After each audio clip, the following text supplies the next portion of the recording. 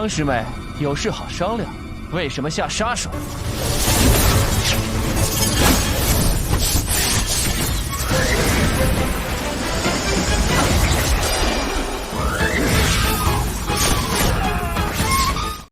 Halo semuanya, kembali lagi bersama para jagoan di sini. Seperti biasa, admin selalu mendoakan kalian semoga selalu dalam keadaan sehat dan dalam kondisi terbaik. Di video kali ini admin akan melanjutkan cerita dari Immortality Part 3. Penasaran dengan kelanjutan alur ceritanya? Dan tak berlama-lama, langsung saja kita masuk ke isi ceritanya.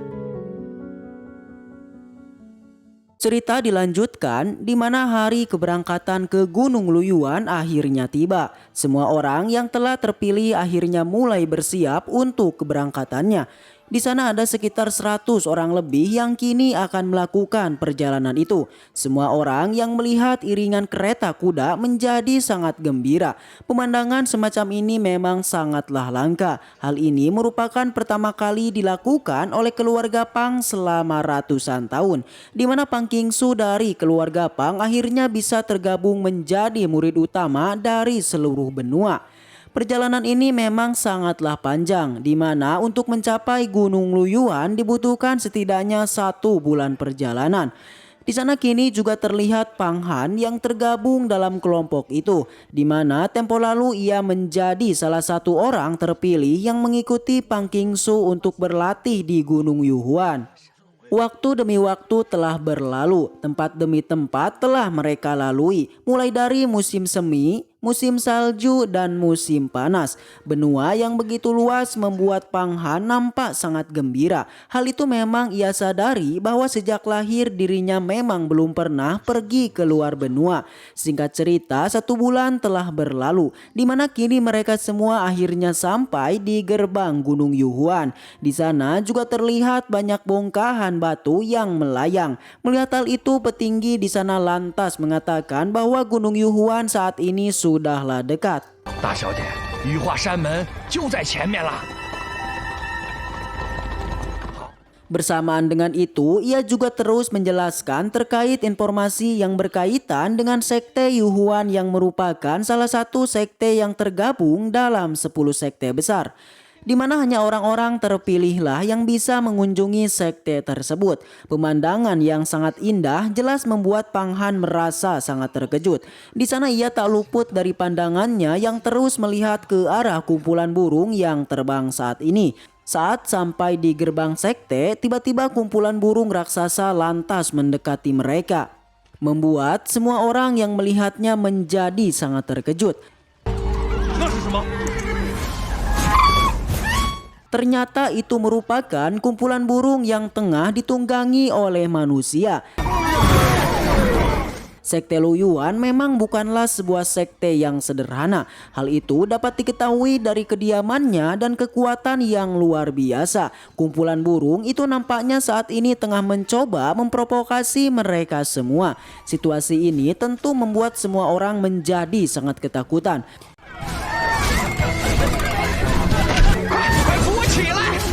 Bersamaan dengan itu, di sana juga tiba-tiba kuda yang dijaga Pang Han seketika menjadi tak terkendali.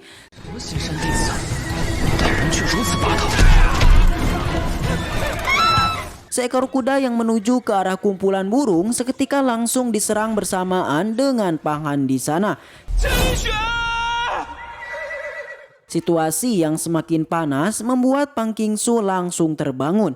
Pang Han yang telah kehilangan kudanya, ia pun langsung pergi menuju orang-orang yang menunggangi burung itu. Di sana Pang Han nampak tak terima dengan perlakuan orang-orang itu yang telah membunuh kudanya. Penunggang burung yang tak terima, ia pun langsung menyerang Pang Han dengan cambuknya. Pang Qingsu yang melihat hal itu, ia pun langsung keluar dan menghajar orang-orang itu. Ternyata orang-orang itu merupakan para murid dari salah satu murid utama senior Jin yang telah diperintah untuk menyambut iringan dari Pang Qingsu. Jin 师兄就是这样教你们迎客的吗？ Tanya itu salah satu orang di sana kini juga mulai merendahkan Pang Qingsu dan semua orang yang hadir bahwa ia merupakan orang yang baru saja melangkah menjadi murid utama. 之后轮到你们来教训了。Mendengar hal itu tentu langsung membuat Pang Qingsu menjadi sangat marah. Sikap dingin yang diperlihatkan membuat orang-orang di sana menjadi sangat ketakutan. Mereka juga langsung berniat untuk pergi dari tempat tersebut. Namun kondisi yang terlampau panas membuat Pang Qingsu akhirnya tidak mengizinkan orang-orang itu untuk datang dan pergi sesuka hati.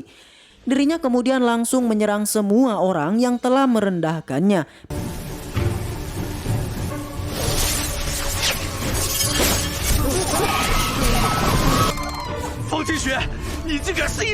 Pisau petir yang ganas kini mulai keluar dari tubuhnya. Dengan sekejap pisau itu langsung membunuh 4 orang sekaligus.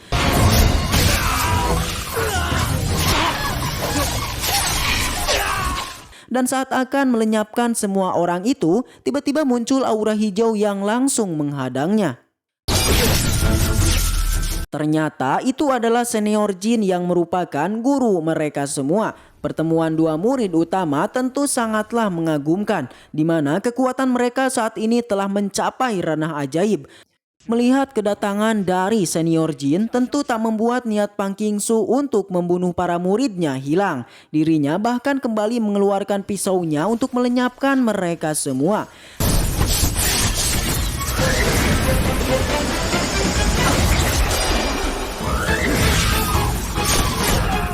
Tanya itu kekuatan dari Pang Qingsu saat ini juga telah membuat senior jin kesakitan.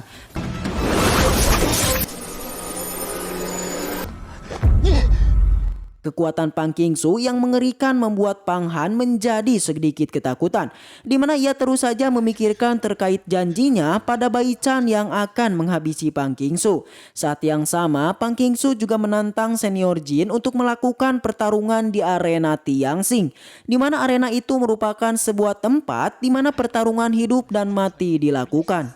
Tak hanya itu, di sana Pang Qingsu juga terus meremehkan senior jin yang kini kekuatannya memanglah berada di bawahnya. Senior jin yang tak terima, ia pun lantas berencana untuk melaporkan masalah ini pada Panatua Tianxing. Tak lama setelah itu, Pang Qingsu kemudian mengatakan bahwa dirinya akan segera pergi untuk melakukan pelatihan. Di sana, ia lantas memberikan semua tanggung jawabnya pada Pang Lie. 我就不亲自带你们去紫巅峰了。如若再有人阻挠，报我姓名，我要去闭关清修。 Tanya itu, Pang Qingsu kemudian mengangkat posisi Pang Han yang awalnya sebagai penjaga kuda menjadi seorang penjaga kumpulan bangau putih. Semua orang yang melihat dan mendengar hal itu nampaknya menjadi sangat tidak percaya, di mana posisi dari Pang Han saat ini secara tidak langsung memang telah berada di atas mereka semua. Saat yang sama, Pang Han juga diberikan sebuah token yang bisa mengendalikan kawanan bangau putih. Semua aturan yang telah ditetapkan membuat akhirnya Pang Qingsu pergi dari tempat tersebut. 规矩已定，你们各自去办吧。 Di sana Pang Han juga sangat penasaran dengan token yang bisa mengendalikan kawanan burung itu. Tak lama setelah itu, Pang Lie yang tak setuju dengan Pang Han menjadi atasannya, ia pun lantas mulai memprovokasi dirinya dan terus merendahkan Pang Han di sana. Semua orang yang mendengar hal itu saat ini nampak sangat tak terima, di mana seorang pelayan dengan sekejap menjadi seorang yang berada di atas mereka. 不可能，绝对不可能！一个小小的下等奴才，居然爬到了我们头上。 Tentu hal itu tidak diinginkan oleh Pang Lie dan yang lainnya, membuat akhirnya Pang Lie lantas meminta token yang kini berada di tangan Pang Han. Akan tetapi Pang Han langsung menolaknya karena token itu merupakan pemberian sekaligus tanggung jawabnya yang telah diberikan Pang Qingsu kepadanya. 这可是大小姐吩咐的。 大小姐怎么会选他当灵兽官？ Namun Pang Lie yang masih memaksa, ia pun lantas menyuruh para petarung untuk merebutnya serta terus meremehkannya. 老子让你在他手下干活，毛都没长齐，回家再吃2年奶吧。 Tak hanya itu, semua orang kini juga mulai memerintahkan untuk menghajar Pang Han di sana.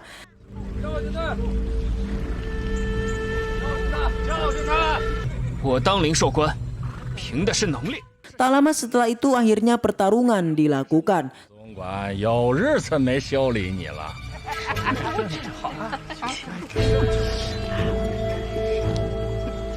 Sebelum itu, kita juga diperlihatkan terkait senior Jin yang telah sampai di kediaman Panatua Tianxing.